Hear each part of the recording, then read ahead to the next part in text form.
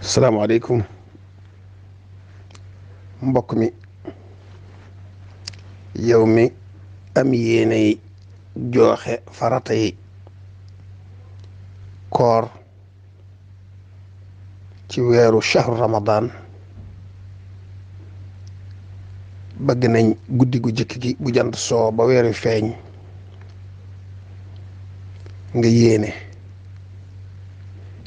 cib xol ak cim xel lañ koy def waaye làmmiñ it mën na koo tudd nga wax ne yéene naa jëfe ndigalul sama boroom ci woor weeru koor wii ba mu jeex takk. am na ñuy wax ne guddi gu ne sañ nga koo beral yéene boppam waaye li gën a matale mooy nga yéene woor weeru wépp ci jënn yéene lu dul nga dem ba ca biir weer wa nga am ngànt loola tax a dog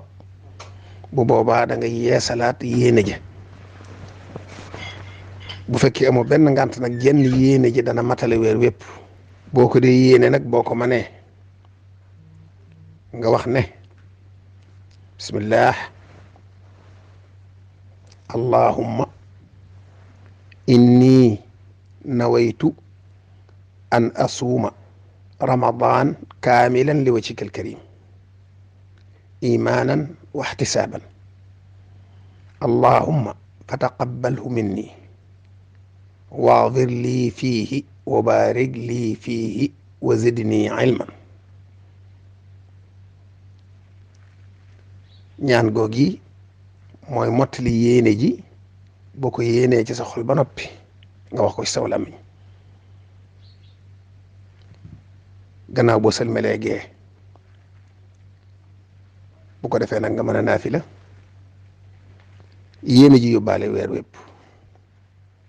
taamu nañ itam guddi gi jëkk ci ramadan ku ko man nga jàng suratul fatxi mooy inna fatxnaa laka fatxan mubiinan ba saar wa jeex wax nañu ne ku ko def sun borom dana la aar musal la